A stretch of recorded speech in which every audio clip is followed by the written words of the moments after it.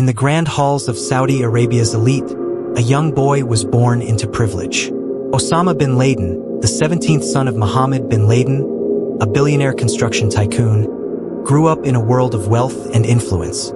His childhood was marked by luxury, education, and the kind of opportunities most could only dream of. He attended the best schools, traveled extensively, and lived a life of ease. To the outside world, he was just another heir to a powerful dynasty. But beneath the surface, something else was brewing. A quiet storm of ideas, of discontent, of something far more dangerous than anyone could have predicted. While his brothers followed the traditional path of business and diplomacy, Osama's interests began to diverge. He was drawn to the words of radical scholars, captivated by the notion of a higher purpose, one that demanded sacrifice, discipline, and an unwavering belief in a cause greater than himself. The world still saw a young man of promise, a devoted student, a respectful son. Yet, within him, an ideological shift was taking root. He was no longer satisfied with wealth or status. He sought something else, an identity forged in struggle, in defiance, in war. No one could have guessed that the privileged son of a billionaire would become the architect of the deadliest terrorist attack in modern history. But history does not unfold in straight lines. Twists, it deceives, and it turns the unthinkable into reality. This is the story of how a man became a monster. The mountains of Afghanistan, cold and unforgiving, became the proving ground for a man who would later change the course of history. Osama bin Laden arrived in the war-torn land in the 1980s, a young idealist seeking purpose. The Soviet-Afghan war was raging, and for bin Laden, it was more than just a battle between superpowers.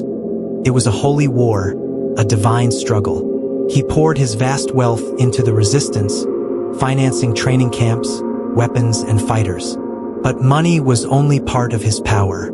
Bin Laden's true strength was his ability to inspire. He spoke of jihad not just as a local fight but as a global duty. His words resonated with young men seeking meaning, turning him from a wealthy benefactor into a revered leader.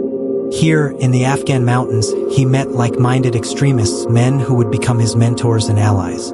Figures like Abdullah Azzam, a radical Palestinian scholar, helped shape bin Laden's ideology, reinforcing the belief that global jihad was not just necessary, but inevitable. With every battle, every Soviet retreat, his confidence grew. He was not just a fighter, he was a commander. He was not just a believer, he was a visionary. As the war ended and the Soviets withdrew, bin Laden did not see this as the end of his mission. It was only the beginning. The fighters he had gathered, trained, and inspired would not return to their homes. They would form something new, something more dangerous. A shadow army with no borders, no uniforms, no single nation to call home. In 1988, al-Qaeda, the base, was born. It started as a brotherhood of warriors, united by ideology and a shared hatred for the West. Bin Laden saw the United States not just as an enemy but as the ultimate oppressor, controlling Muslim lands and dictating the fate of the Middle East. His speeches grew darker, his goals more ambitious. The attacks on U.S. embassies, military bases, and eventually American soil were no longer fantasies, they were plans in motion. The world had not yet grasped the full extent of what was coming, but the seeds had been planted. The storm was building, and when it struck, it would leave devastation unlike anything seen before. Osama bin Laden did not see himself as a mere warrior. He believed he was a chosen figure, a leader on a divine mission. To the world, he justified his actions with a simple, resounding claim: the West, and particularly the United States, had waged war on Islam. He pointed to U.S. military bases in Saudi Arabia, the heartland of Islam, calling it an unforgivable act of occupation. He decried American support for Israel and its influence over Middle Eastern politics. To his followers, he painted the United States as an empire of corruption, a force that had to be dismantled through blood and fire. But beneath the rhetoric was something far more calculated. Bin Laden was not just driven by faith, he was a master strategist. He knew how to manipulate the world stage, how to provoke reactions that would serve his cause. His 1996 and 1998 fatwas officially declared war on the US, But they were more than statements of defiance.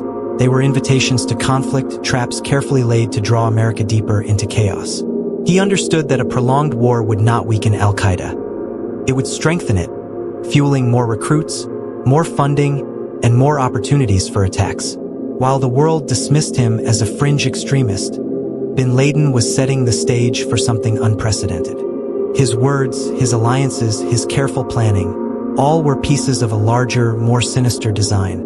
The world did not yet see it, but the storm was about to break. And when it did, it would shake the foundations of global security, leaving behind scars that would never fully heal.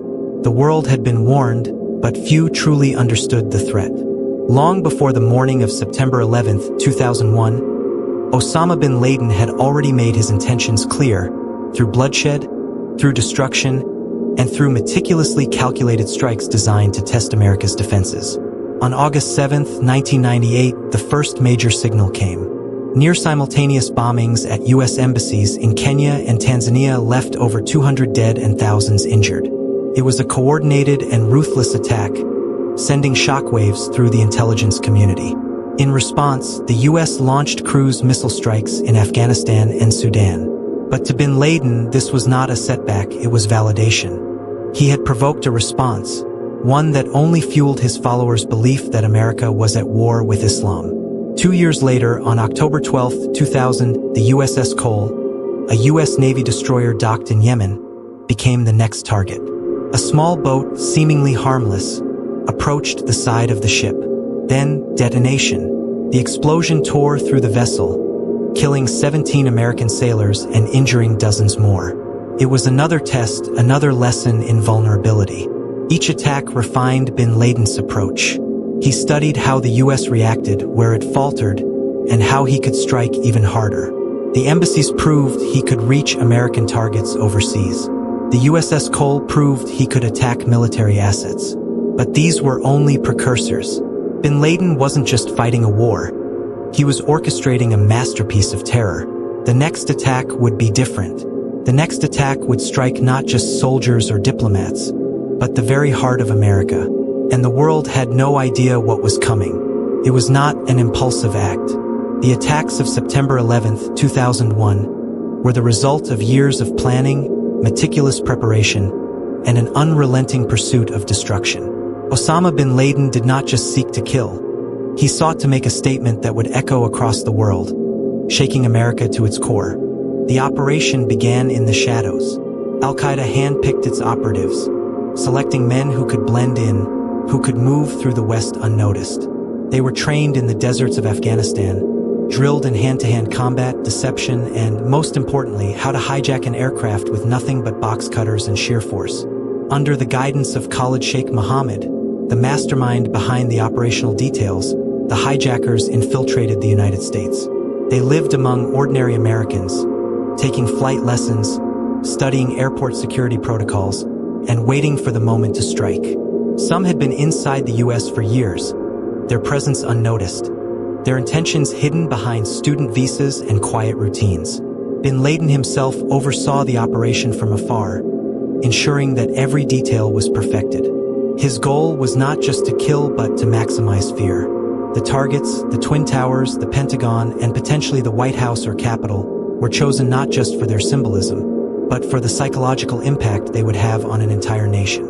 As the sun rose on September 11, 2001, 19 men boarded 4 planes, carrying out the final steps of a plan that had been in motion for years.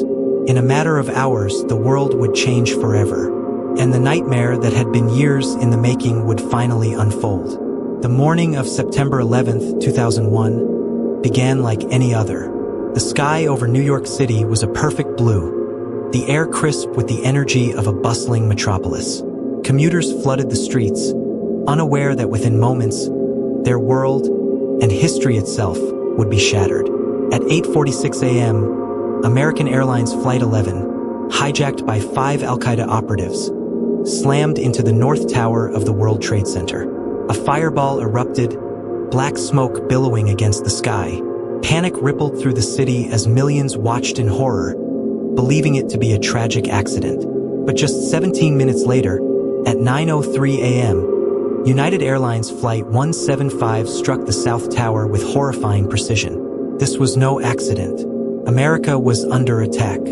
As the world struggled to grasp what was happening, another plane, American Airlines Flight 77, crashed into the Pentagon at 9:37 a.m., sending flames and debris into the heart of the U.S. military command.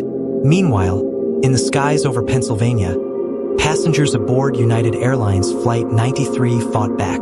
Learning of the attacks, they refused to let their plane become another weapon. Their bravery forced the hijackers to crash the aircraft into a field near Shanksville at 10:03 a.m., preventing what many believe was an intended strike on the White House or U.S. Capitol. Back in New York, the situation worsened. At 9:59 a.m., the South Tower collapsed, a sight so unreal it left onlookers paralyzed in disbelief. In less than 30 minutes, the unthinkable happened again. The North Tower fell at 10:28 a.m., sending a cloud of ash and debris across Manhattan. The symbols of American economic power were gone, taking nearly 3,000 lives with them. The world stood still. In every corner of the globe, televisions broadcast images of fire, smoke, and collapsing skyscrapers. People wept, screamed, and called loved ones, knowing life would never be the same. Within hours, the U.S. government, led by President George W. Bush, declared war not just on al-Qaeda, but on terrorism itself. The war on terror had begun, and America's pursuit of Osama bin Laden would become an unrelenting mission. The world had changed in an instant, and the echoes of that day would never fade. The world's most wanted man had vanished. In the chaotic aftermath of 9/11, Osama bin Laden escaped into the rugged mountains of Tora Bora, Afghanistan, slipping through the grasp of U.S. forces. What followed was nearly a decade-long hunt, an international game of shadows as he evaded capture, always one step ahead. Despite being in hiding, bin Laden remained a powerful symbol of global terror. From secret locations, he released propaganda videos, inspired attacks, and continued to manipulate his network of jihadists. U.S. intelligence agencies, driven by the pain of 9/11, relentlessly pursued him. There were near misses, raids, drone strikes, and endless intelligence operations, but bin Laden always disappeared before they could close in. Then, in 2010, a breakthrough. A trusted courier was tracked to a high-walled compound in Abbottabad, Pakistan. The evidence was undeniable. Bin Laden was there. The suspense reached its peak as SEAL Team 6 prepared for the most significant mission in modern history. On May 2, 2011, under the cover of darkness, U.S. forces stormed the compound. In a dramatic, high-stakes raid, Osama bin Laden was finally found and killed. The decade-long pursuit was over, but the scars of 9/11 would remain forever. In the dead of night on May 2, 2011, a fleet of Black Hawk helicopters sliced through the darkness, carrying SEAL Team 6 toward a fortified compound in Abbottabad, Pakistan. Years of intelligence work had led to this moment. A single lead, a courier's mistake, had finally exposed Osama bin Laden's hiding place. As the choppers hovered over the compound, disaster nearly struck. One helicopter malfunctioned and crashed within the walls. Undeterred, the SEALs stormed the building, methodically clearing each floor. Gunfire echoed through the night as they moved toward the upper level, where their target waited. In his final moments, bin Laden had no escape. Cornered in his bedroom, he was shot twice, once in the chest, once in the head. The world's most wanted man was dead. Within minutes, the SEALs confirmed their kill, securing bin Laden's body before swiftly exiting. As they disappeared into the night, the weight of history settled. Justice for 9/11 had been delivered.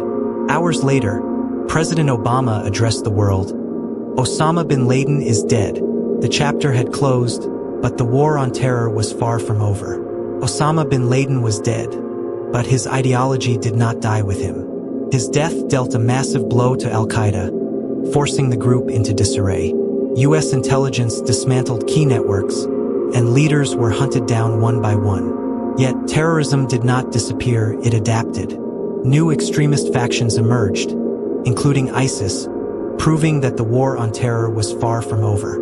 The world after September 11th was unrecognizable.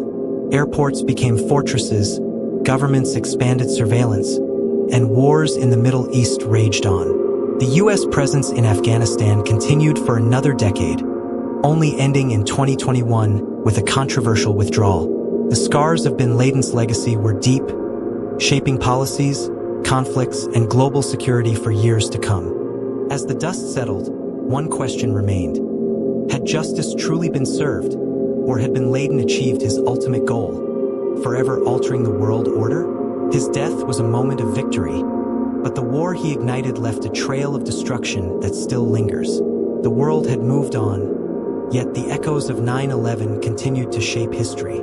Osama bin Laden was just one man, yet his actions reshaped the world. His rise was fueled by ideology, resentment, and a vision twisted into extremism. His fall was inevitable, but the damage he caused lingers in global policies, conflicts, and heightened security measures.